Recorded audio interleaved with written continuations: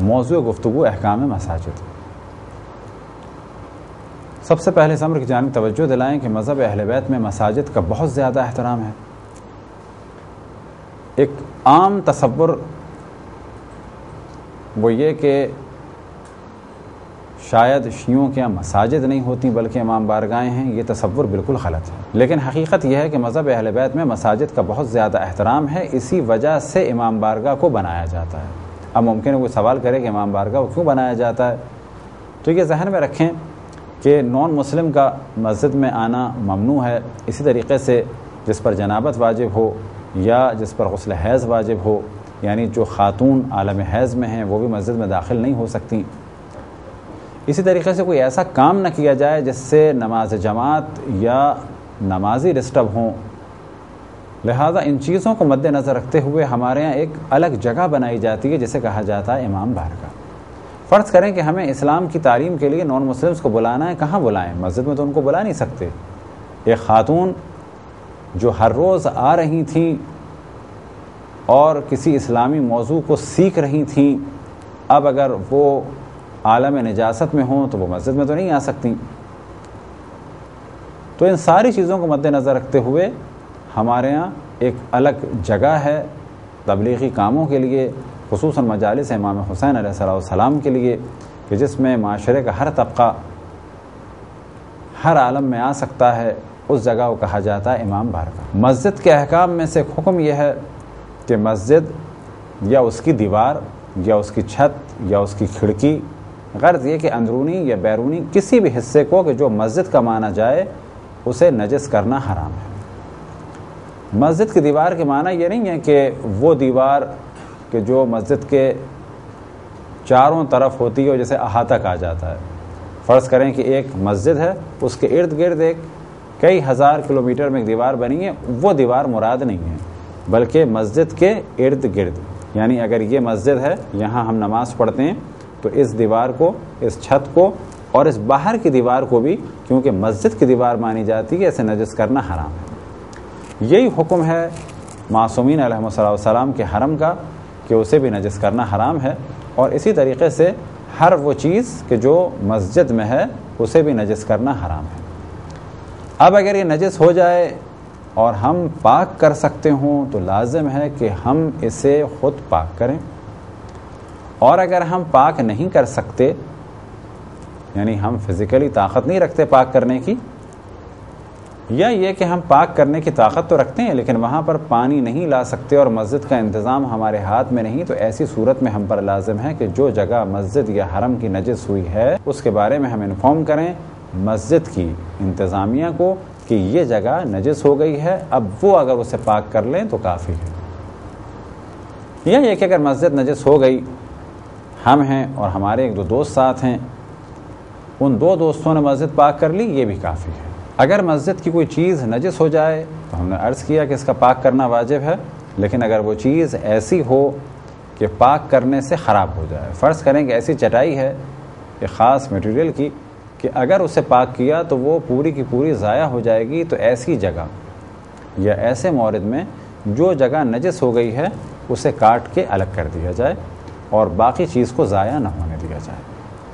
اسی طریقے سے اگر مسجد میں کلر نجس ہو جائے، یعنی نجس کلر سے پینٹ کر دیا جائے مجلس کو، یہ ایک ایسا پرابلم ہے جو بعض جگہ انڈیا میں سننے میں آیا،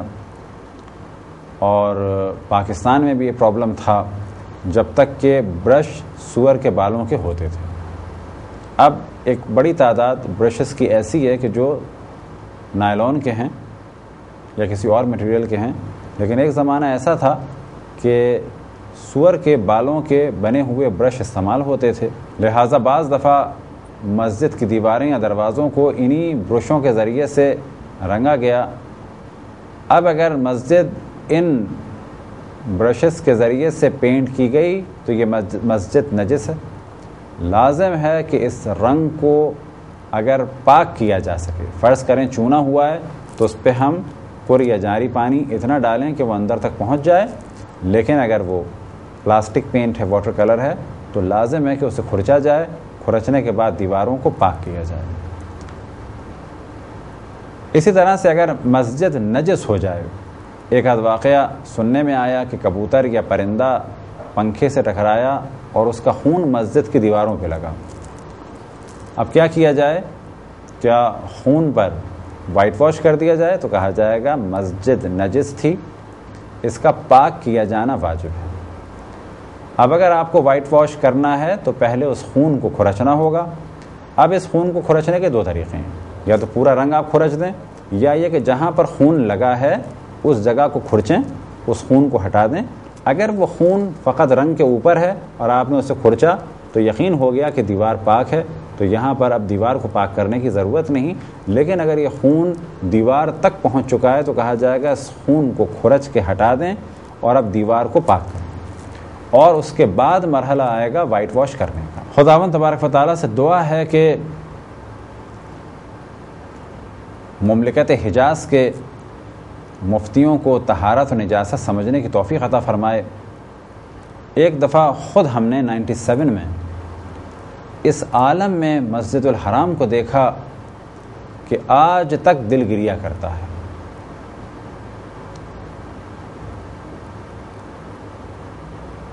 حج کا زمانہ تھا، کسی شخص کے جسم سے نجاست خارج ہو گئی، یعنی اس کا پیخانہ نکل گیا. نتیجہ کیا ہوا کہ حاجیوں کو اس پہ پاؤں پڑے. یہ 97 کی بات ہے. اور دوران طواف یہ نجاست مختلف جگہ پھیلی. یہاں تک تو کہا جا سکتا ہے کہ جس کا نکل گیا یہ نجاست کا، جس کے ساتھ یہ سلسلہ ہوا، اس نے کوئی گناہ نہیں کیا، بیچارے کا بے اختیاری میں نکل گیا، کوئی ملیشیا انڈونیشیا کا تھا. جن کے پاؤں پڑے انہوں نے بھی کوئی گناہ نہیں کیا کیونکہ بے اختیاری میں پاؤں پڑ گئے. اب کیا ہوا کہ جب یہ سلسلہ ہوا تو کافی اس میں ٹائم لگ گیا، رکتے رکتے تمام طواف کرنے والوں کو ہٹایا گیا، اور اب خود ہم نے اپنی نگاہ سے دیکھا کہ کافی حصے میں نجاست پھیلی ہوئی تھی. اب یہ بعض شرطے بھی آئے، بعض یہ مولوی بھی آئے، اور اس کے بعد اس پیخانے کو وہاں کے فرش پہ سے صاف کر دیا گیا. یہ کام تو ضروری تھا، لیکن بعد میں اسے پاک نہیں کیا گیا بلکہ ڈیٹول کے کپڑے سے وہاں پر پوچھا لگا دیا گیا. اب یہ چیز ذہن میں رہے کہ جب تک پانی سے طہارت نہ ہو تو کوئی چیز پاک نہیں ہوتی. یعنی کم سے کم اس جگہ پر لازم تھا کہ پانی استعمال ہوتا، خالی ڈیٹول کے ذریعے سے طہارت نہیں ہو سکتی. جب یہ ہم نے عالم دیکھا تو اس سال بہت دعا کی کہ یا اللہ بارش ہو جائے اور ہماری نگاہوں کے سامنے خانہ کعبہ کے ارد گرد کی زمین پاک ہو جائے. تو پھر ہم دعا کریں کہ خدا ان افراد کو کہ جو مسجد الحرام کے ارد گرد ہیں طہارت و نجاست کو سمجھنے کی توفیق عطا فرمائے. تو اب تک ہماری گفتگو یہاں تک پہنچی کہ مسجد کو پاک رکھنا واجب ہے اور نجس کرنا حرام ہے، اور اگر نجس ہو جائے تو اس کا پاک کرنا واجب فوری ہے. اب یہاں پہ سوال یہ پیدا ہوتا ہے کہ اگر ہمارے پاس کوئی عین نجاست ہے، فرض کریں کہ کسی نے ہمیں ایک ٹیوب میں، یعنی ٹیسٹ ٹیوب میں کہ جو سیلڈ ہے اور مسجد اس سے نجس نہیں ہو سکتی، اس میں خون دیا ہے، اور وہ خون ایک شیشی میں یا ٹیسٹ ٹیوب میں ہمارے پاس ہے، بریف کیس میں یا جیب میں ہے. آیا اس خون کے ساتھ مسجد میں جانا جائز ہے؟ تو کہا جائے گا کہ عین نجاست اگر مسجد کے نجس ہونے اور اس کی توہین کا سبب نہ ہو تو جائز ہے. کیا یہ ممکن ہے کہ عین نجاست ہم لے جائیں اور توہین کا سبب ہو اور بعض دفعہ توہین کا سبب نہ ہو؟ تو کہا جائے گا ہاں. ہم نے جو مثال دی کہ عقلا کے نزدیک ایک ٹیسٹ ٹیوب میں خون کو لے جانا توہین کا سبب نہیں بنتا، لیکن اگر یہ ٹیسٹ ٹیوب کھلی اور ہمیں پتا ہو کہ مسجد نجس ہو جائے گی تو کہا جائے گا یہ عمل خطرناک عمل ہے، کہیں مسجد نجس نہ ہو جائے. لیکن اگر ہمیں یقین ہو کہ یہ خون گرے گا تو ایسی صورت میں کہا جائے گا کہ یہ خون لے جانا حرام ہے. اب اگر یہی خون کسی ایک دیگچے میں اس طرح سے لے جائیں اور اتنی مقدار میں خون لے جانا مسجد کی توہین سمجھا جائے جنرل پبلک کے نزدیک تو کہا جائے گا یہ عمل حرام ہے. بس اصل مسئلہ کیا ہے کہ عین نجاست کا مسجد میں لے جانا اگر عقلاء کے نزدیک توہین کا سبب نہ ہو، جیسے کہ ٹیسٹ ٹیوب میں مختصر سا خون لے جانا،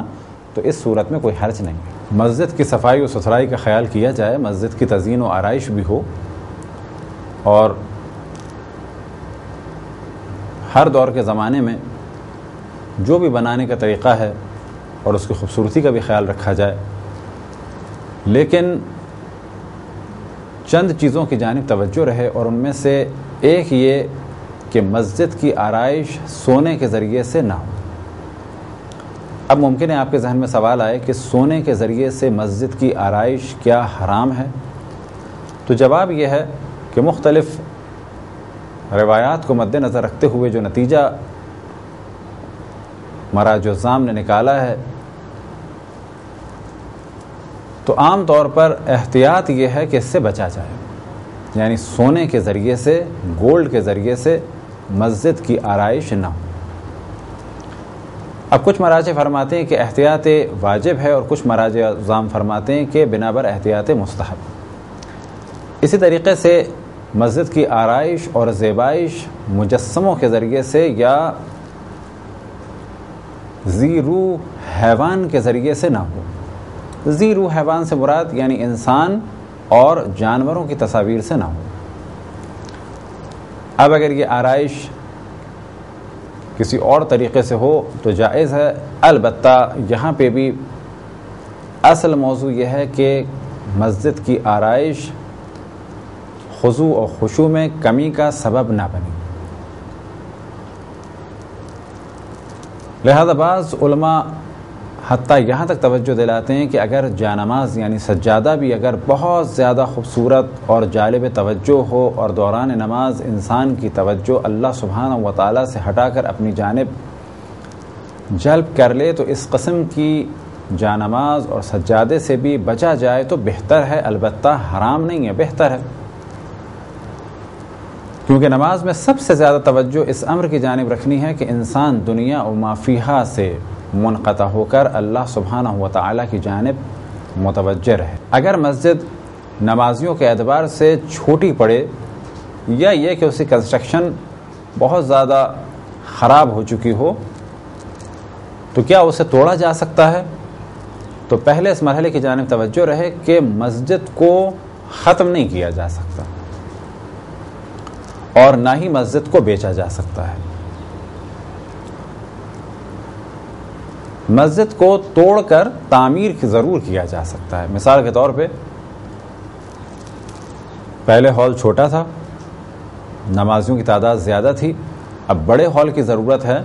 تو یہ جائز ہے کہ چھوٹے ہال کو توڑ دیا جائے، اور توڑنے کے بعد بڑے ہال کی تعمیر کی جائے۔ کیونکہ ضرورت ہے اس لیے ہال کا توڑنا، اور کچھ دن کے لیے نماز فرادہ اور خصوصاً نماز جماعت اگر ختم ہو جائیں تو کیونکہ ضرورت ہے کوئی حرج نہیں، لیکن اگر کسی اور کام کے لیے مسجد سے نماز جماعت کو یا نماز کو ختم کر دیا جائے تو یہ عمل صحیح نہیں۔ لہذا یہیں سے گفتگو یہ بھی ذہن میں آ سکتی ہے، اور سوال ذہن میں آ سکتا ہے کہ اگر مسجد میں سیمینار رکھا جائے یا کوئی مذہبی پروگرام رکھا جائے، اور مذہبی پروگرام کے لیے وہاں پر پردوں یا جھنڈوں یا پینافلیکس یا دیگر چیزوں کی ضرورت ہو، تو پہلے مرحلے میں جانے توجہ رہے کہ پینافلیکس ہو یا جھنڈے ہوں یا پردے ہوں یا کوئی بھی چیز ہو، اگر اس کو لگانے کی وجہ سے مسجد کی دیوار یا کسی بھی مسجد کی چیز کو نقصان پہنچتا ہے تو یہ امر یعنی یہ کام قطعاً درست نہیں۔ فرض کریں کہ مسجد میں ٹائلز لگے ہوئے ہیں، اور آپ نے ایک بینر یا پینافلیکس لگانے کے لیے ان ٹائل میں زبردستی کیلے مار مار کے سوراخ کر دیا، تو کہا جائے گا یہ کام بالکل جائز نہیں ہے، کیونکہ آپ نے پینافلیکس لگانے کے لیے مسجد کے مختلف ٹائلز کو نقصان پہنچایا، اور اس قسم کا نقصان پہنچانا قطعاً جائز نہیں ہے۔ لیکن اگر کوئی پینافلیکس لگانا چاہے کسی اچھے قسم کے ٹیپ کے ذریعے سے یا سریش کے ذریعے سے، البتہ پھر یہاں پر یہی سوال ہوگا اگر کوئی ایسی چپکنے کی چیز ہو کہ جو بعد میں نہ چھوٹے اور ان ٹائلز کو خراب کر دے، تو یہ عمل بھی صحیح نہیں ہے۔ تو کسی بھی اعتبار سے مسجد کسی چیز کو نقصان پہنچانا قطعاً درست نہیں۔ اب یہاں پر ایک اگلے سوال کی جانب جاتے ہیں، وہ یہ کہ آیا مسجد میں کسی قسم کے پروگرامز ہو سکتے ہیں؟ تو کہا جائے گا کہ کسی بھی قسم کے پروگرامز مسجد میں کیے جا سکتے ہیں، کہ جن میں سے پہلی شرط یہ ہے کہ وہ دین کے لیے بہتری کا سبب ہوں۔ اور جب کہا گیا دین کے لیے بہتری کا سبب ہوں، اس کے معنی ہے کہ وہ کام اچھا ہے اور جائز ہے، تبھی دین کے لیے بہتری کا سبب ہے۔ اور ساتھ ہی یہ شرط کہ اس کام کی وجہ سے نماز پڑھنا مسجد میں مشکل نہ ہو جائے، یا یہ کہ نماز کا سلسلہ منقطع نہ ہو جائے۔ اب یہاں پر ایک مثال آپ کے سامنے پیش کرتے ہیں کہ فرض کریں کہ مسجد میں کوئی سیمینار ہے، یا کسی اور قسم کا کوئی درس و دروس کا سلسلہ ہے، یا مجلس ہے، یا میلاد ہے۔ اب جس طریقے سے ہمارے یہاں انڈیا پاکستان میں یا حتیٰ عرب ممالک میں یا یورپین کنٹریز میں مساجد میں میلاد ہوتے ہیں، اس قسم کے میلاد اور مجالس تو قطعاً جائز ہیں اور بہترین عمل ہے۔ لیکن فرض کریں کہ ہم مسجد میں ایک سیمینار رکھنا چاہتے ہیں، اور سیمینار کے لیے پوری مسجد میں ہم نے کرسیاں لگا دیں، اور یہ ڈیکوریشن کا سلسلہ صبح سے شروع ہوا، اور اس ڈیکوریشن کی وجہ سے اب نہ نماز ظہر ہو سکتی ہے، نہ نماز عصر ہو سکتی ہے، نہ نماز مغرب ہو سکتی ہے، نہ نماز عشاء ہو سکتی ہے، کیونکہ رات کو یہ پروگرام ہوگا اور صبح سے اس کی سیٹنگ کی ضرورت ہے۔ تو کہا جائے گا کہ یہ کام اکثر مراجع کے نزدیک جائز نہیں ہے، کیونکہ اس سے نماز کا سلسلہ ختم ہو رہا ہے۔ اور اگر کوئی اسے حرام نہ کہے تو عام طور پہ کہا جاتا ہے کہ اس سے بچنا چاہیے اس عمل سے، کیونکہ مسجد کا اصل ہدف ہے نماز، اور کوئی بھی ایسا کام کہ جس سے نماز منقطع ہو، نماز جماعت منقطع ہو، اور نماز پڑھنے والا نماز نہ پڑھ سکے، تو مسجد میں ایسا کوئی بھی کام جائز نہیں ہے۔ اگر مسجد کی مرمت ہوئی اور اس دوران کچھ چیزیں نکلیں، مثال کے طور پہ کھڑکیاں خراب ہو گئی تھیں، دروازے خراب ہو گئے تھے، تو ان چیزوں کو یا تو اسی مسجد میں استعمال کیا جائے، اور اگر یہ استعمال نہیں ہو سکتی تو پھر کسی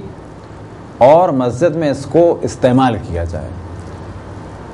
اور اگر یہ وہاں بھی استعمال نہیں ہو سکتی تو پھر ان چیزوں کو بیچا جائے گا، اور بیچنے کے بعد اس کا پیسہ اسی مسجد میں لگے گا کہ جس مسجد کی یہ چیزیں تھیں۔ مسجد اور امام بارگاہ کی انتظامیہ یا وہ افراد جو انتظامیہ میں اس جانب توجہ رکھیں کہ بعض کام ایسے ہیں کہ انسان کو اس سے دنیا میں کوئی فائدہ نہیں ہے، لیکن آخرت خراب ہو جاتی ہے۔ مثال کے طور پہ مسجد یا امام بارگاہ کا پیسہ کوئی شخص جو انتظامیہ میں ہے وہ کھا نہیں رہا، لیکن پھر بھی اس کے لیے وہ پیسہ بعض جگہ پہ لگانا حرام ہوتا ہے، اور اس کا اسے گناہ ملے۔ تو ایسے شخص کے بارے میں کہا جائے گا کہ اس نے پیسہ کھایا نہیں لیکن پھر بھی گناہ میں مبتلا ہو گیا۔ یہ کون سا کام ہے، یا یہ کون سا شخص ہے؟ تو جواب دیا جائے گا کہ فرض کریں ہمیں کسی نے پیسے دیے اور ہم انتظامیہ میں ہیں مسجد کی تعمیر کے لیے، اور ہم جس مسجد اور امام بارگاہ یا اسلامک سینٹر کی انتظامیہ میں ہیں وہاں پر مسجد مکمل ہو چکی ہے، تو ہمارے لیے اس پیسے کو دوسری جگہ لگانا جائز نہیں ہے جب تک کہ اس کے مالک سے اجازت نہ لے لی جائے۔ اور یہ بھی ممکن ہے کہ جس نے ہمیں پیسے دیے ہیں وہ بھی اجازت نہ دے سکے، کیونکہ اس نے کسی اور سے پیسے لیے۔ فرض کریں شخص آپ کے پاس آتا ہے اور کہتا ہے کہ یہ پیسہ میرے والد چھوڑ کے گئے تھے مسجد کی تعمیر کے لیے، ہم جس اسلامک سینٹر میں ہیں یا جس ادارے میں ہیں وہاں پر مسجد بن چکی ہے، تو ہمارے لیے یہ پیسہ کیونکہ مسجد کی تعمیر کے لیے ہے اور مسجد ہماری تعمیر ہو چکی ہے، لینا جائز نہیں ہے اس مسجد کے لیے۔ ہاں یہ کر سکتے ہیں کہ یہ پیسہ ہم لیں اور کوئی دوسری مسجد بنا دیں، لیکن عام طور پہ دیکھنے میں آیا ہے کہ جو لوگ مسئلے مسائل سے آشنا نہیں ہیں وہ یہ پیسہ لے لیتے ہیں، بے شک خود نہیں کھاتے، لیکن پتہ چلا کہ وہ وضو خانے میں یا میت خانے میں یا میت کی گاڑی خریدنے کے لیے یا ایمبولینس خریدنے کے لیے یا کولڈ سٹوریج کے لیے یا امام بارگاہ کے لیے اس پیسے کو خرچ کر دیتے ہیں. یہ عمل جائز نہیں ہے اس وجہ سے کیونکہ پیسہ دینے والے نے اس پیسے کو دیا تھا مسجد کی تعمیر کے لیے. اب اگر یہ شخص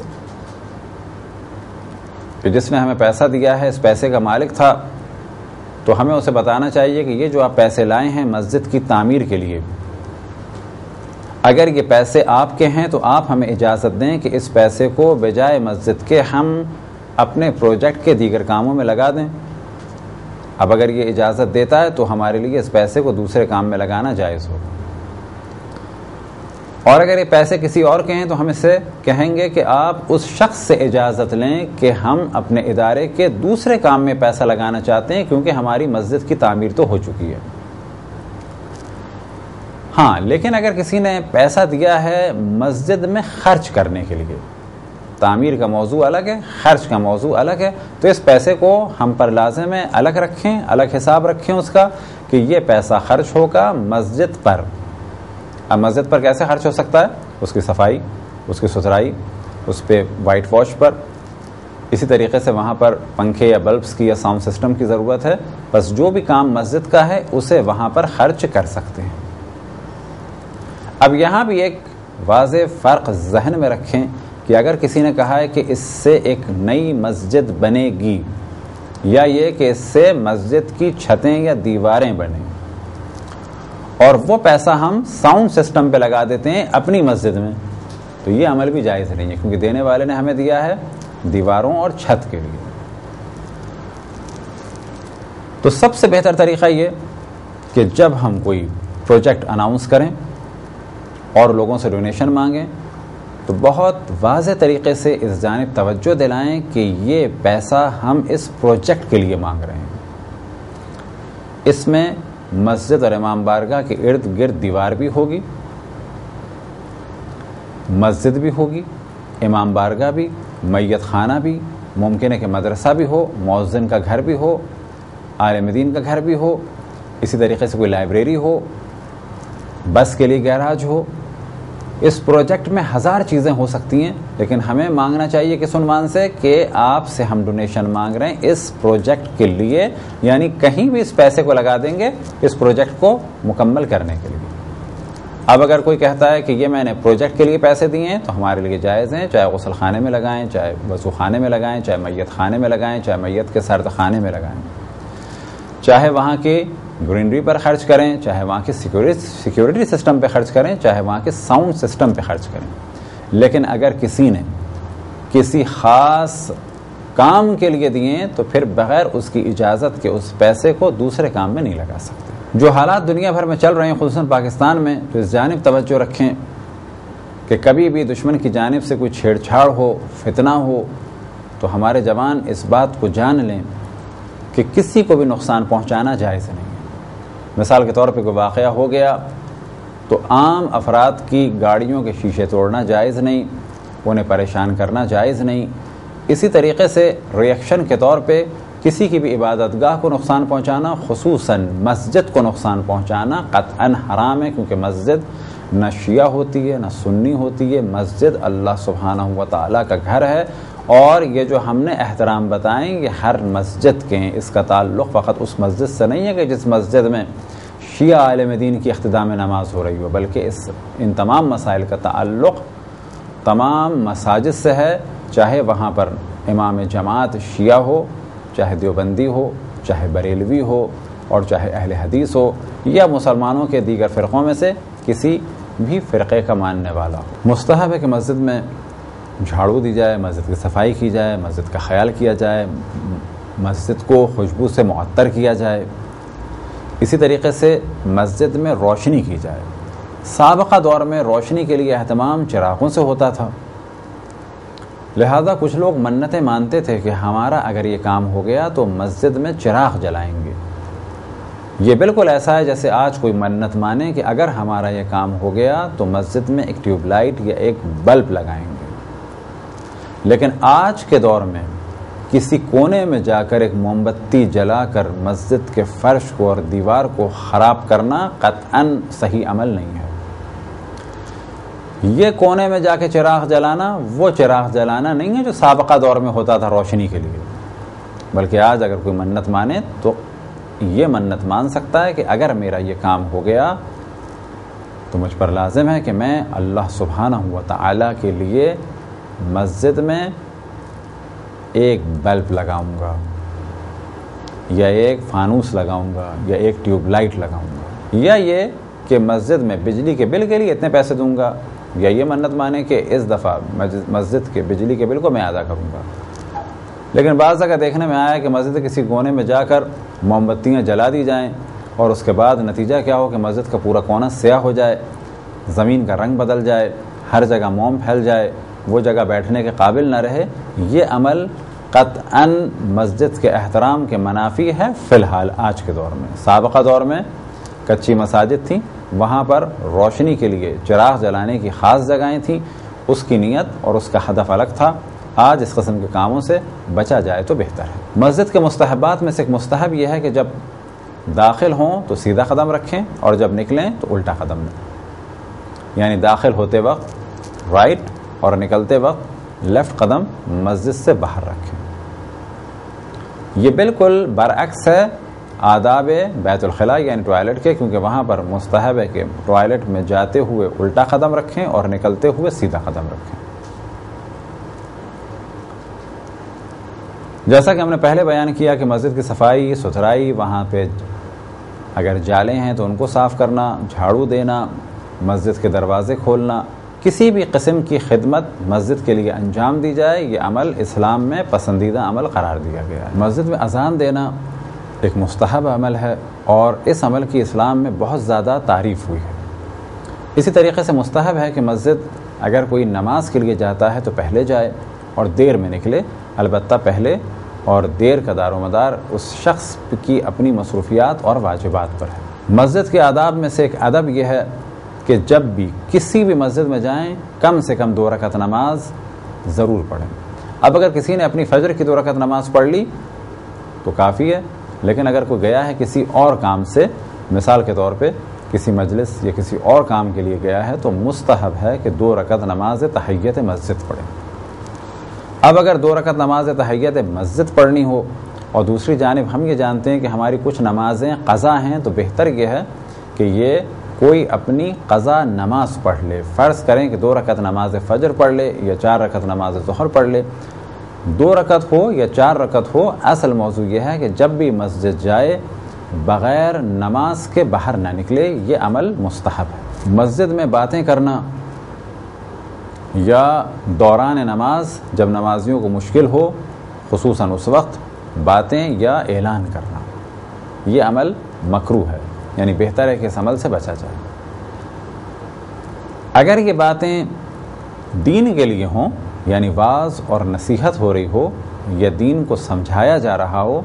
تو یہ عمل غلط نہیں ہے۔ جب کہا جائے باتیں یا اعلانات، یعنی دنیاوی امور کی باتیں اور دنیاوی امور کے لیے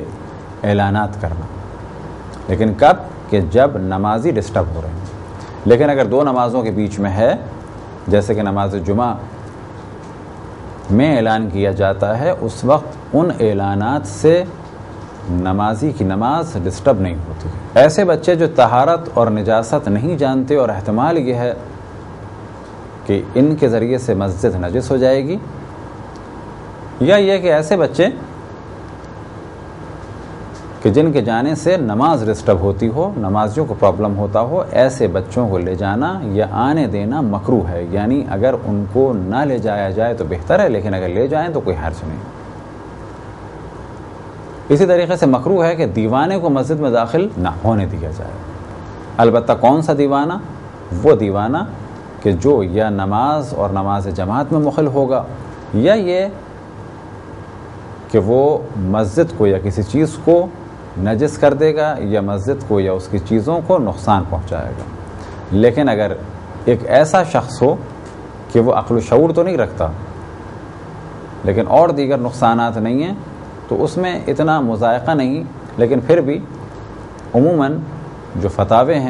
ہیں وہ یہی ہیں کہ دیوانے کو یا مجنون کو مسجد میں اجازت دینا یا مسجد میں آنے دینا مکروہ ہے، اور اس کے معنی یہ ہیں کہ نہ آنے دیں تو بہتر ہے، لیکن اگر آ جائے تو وہ کام نہیں کرنا ہے جو بعض دفعہ بعض مساجد میں کیا جاتا ہے کہ اس کو زبردستی نکالا جائے یا دھکے دیے جائیں۔ اس عمل کے بھی اسلام قطعاً خلاف ہے۔ احترام سے اسے مسجد سے باہر لے جانا ہوگا، بشرط یہ کہ اس سے نجاست کا خطرہ ہو۔ آداب مسجد میں سے ایک ادب یہ ہے، یا یہ کہا جائے کہ مکروہ ہے کہ بدبو کے ساتھ انسان مسجد میں داخل ہو، لہٰذا بعض جگہ مثال دی گئی کہ لہسن اور پیاز کھا کے مسجد میں داخل نہ ہوا جائے، لیکن کب کہ جب اس لہسن اور پیاز کی وجہ سے بدبو آئے اور وہ نمازیوں کے لیے مشکل کا سبب ہو۔ اب درس کے آخر میں اس جانب ہم توجہ دلائیں کہ سب سے زیادہ اہم چیز یہ کہ اگر مسجد نجس ہو جائے تو اس کا پاک کرنا واجب فوری ہے۔ خداوند تبارک و تعالیٰ سے دعا ہے کہ بحق محمد و آل محمد ہمیں اپنے رسول اپنی حجتوں خصوصاً امام زمان علیہ السلام کی معرفت اور اطاعت کی توفیق عطا فرمائے۔ وصلی اللہ علی محمد و آلہ الطاہرین۔